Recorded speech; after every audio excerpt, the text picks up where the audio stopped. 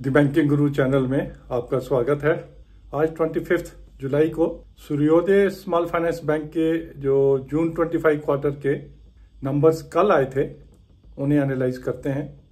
Generally हम ये bank cover नहीं करते हैं, बट काफ़ी इंटरेस्टिंग नंबर्स हैं, इसलिए हमने कहा कि चलो इसको एनालाइज करते हैं for the information of our subscribers. पहले नंबर्स देख लेते हैं, फिर डिस्कस करेंगे what exactly is the issue, why we are covering this. Operations इस बैंक की अच्छी हैं, that means operating profit level के ऊपर काफी अच्छा है। इंटरेस्ट अर्न 25 करोड़ से बढ़ा हुआ है as compared to last quarter. Other income has gone up by 48 crore, काफी बड़ी फिगर है एक छोटे बैंक के लिए, 48 करोड़। टोटल इनकम 74 करोड़ से बढ़ गई। एक्सपेंडिचर साइड अगर देखें तो 22 करोड़ से इंटरेस्ट एक्सपेंडिड बढ़ा हुआ है और ऑपरेटिंग एक्सपेंसेस इन्होंने 12 करोड़ से कम किए हैं। That's also goes credit to this bank कि एक्सपेंसेस इन्होंने कम किए हैं। टोटल एक्सपेंडिचर मात्र 11 करोड़ से बढ़ा, क्योंकि इनकम 74 करोड़ से बढ़ी थी, एक्सपेंडिचर बढ़ा 11 करोड़ से, तो ऑपरेटिंग प्रॉफिट 63 करोड़ से बढ़ गया। लास्ट क्वार्टर में 46 करोड़ था, अभी 109 करोड़ हो गया। प्रोविजंस इन्होंने 93 करोड़ की प्रोविजंस की थी लास्ट क्वार्टर में, इस बार इन्होंने 62 करोड़ की हैं। इसे हम बाद में डिस्कस करते हैं। टैक्स प्रोविजन राइट बैक था 13 करोड़ का लास्ट क्वार्टर में, अभी है 11 करोड़ का इन्होंने टैक्स प्रोविजन किया है। ओवरऑल जो है समझिए 24 करोड़ का फर्क पड़ गया operating profit to net profit. तो नेट प्रॉफिट है, जहां लास्ट क्वार्टर में 34 करोड़ का लॉस था, इस बारी 35 करोड़ का प्रॉफिट आ गया net profit. Overall impact of about 70 crore का इंपैक्ट आ गया as compared to the last quarter. NPA इनके बढ़े हैं, 183 करोड़ से ग्रॉस एनपीए बढ़ गए, 136 करोड़ से नेट एनपीए बन गए। इनकी ग्रॉस और नेट की फिगर जो है अमंग्स ऑल द बैंक्स जो हमने एनालाइज अभी तक किए हैं उसमें से ज्यादा है।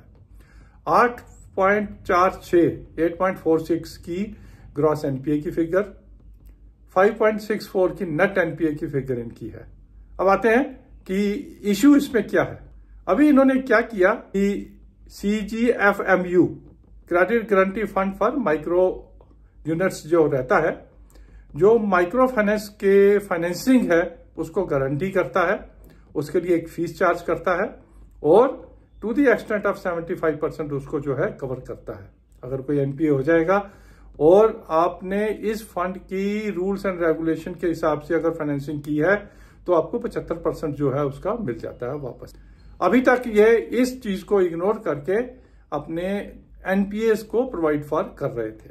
This quarter they have decided कि we will take the benefit of this CGFMU, जो कि रिजर्व बैंक ऑफ इंडिया की तरफ से परमिटेड भी है, और से अगर 100 रुपए का एनपीए होता है और नोशनली 75 रुपीज हमें CGFMU से मिल सकते हैं, तो they will consider providing for only for the 25 rupees, कि जो रिमेनिंग अमाउंट है उसके ऊपर ही ये प्रोवाइड फॉर करेंगे। अब ना कि इस क्वार्टर में इन्होंने ये पॉलिसी लगाई, लास्ट क्वार्टर की का भी बेनिफिट लिया और पिछले साल का भी बेनिफिट इन्होंने इस क्वार्टर में उठा लिया।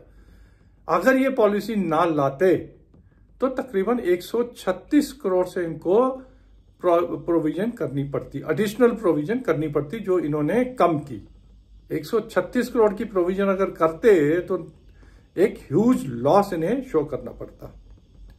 अब ये जो पॉलिसी चेंज है आरबीआई के हिसाब से तो ठीक है, लेकिन द बिगर क्वेश्चन इज कि क्या CGFMU से सभी एनपीए अकाउंट्स में क्लेम मिल पाएगा। हमें याद है बंधन बैंक की स्टोरी, जहां CGFMU ने चैलेंज किया था बंधन बैंक के क्लेम्स को और काफी हद तक पूरा क्लेम उनको नहीं मिला था। उसकी वजह से बंधन बैंक कुछ क्वार्टर्स में लॉस में भी चला गया था। अब नाउ जिन्होंने भी इस बैंक में इन्वेस्ट किया हुआ है, they have to take this fact into consideration कि bank is running a huge risk कि अगर CGFMU में, क्योंकि स्मॉल फाइनेंस बैंक है, माइक्रो फाइनेंस का भी मेजर पोर्शन इनका है, अगर CGFMU में because of any technical reason इनके क्लेम्स रिजेक्ट हो जाते हैं या कम पास होते हैं, तो इनको to that extent direct loss होगा, क्योंकि प्रॉफिट तो इन्होंने इसमें इस बारी बुक कर लिया, या कहिए कि प्रोविजन इन्होंने कम की, प्रोविजन कम की तो अगर क्लेम एक्सेप्ट नहीं होता है तो लॉस होगा, लॉस होगा तो सीधा इनका नेट प्रॉफिट पे असर पड़ेगा। तो एक क्वेश्चन जो है इन्होंने अपने लिए जीरो कर लिया, सिंपली 35 करोड़ का एक अच्छा प्रॉफिट दिखाने के लिए। अब अगर शेयर की बात करें, 205 का हाई देखने के बाद 133 पे है, आज 5% के करीब गिरा भी है। 12.33 की प्राइस अर्निंग बहुत हाई है इस बैंक के लिए। वी डोंट कंसिडर इस पॉलिसी और इन रिजल्ट्स के साथ सूर्योदय small finance bank worth investing at these levels because of this major policy change and a risk in the microfinance portfolio. Thank you for watching this analysis on Suryodaya Small Finance Bank.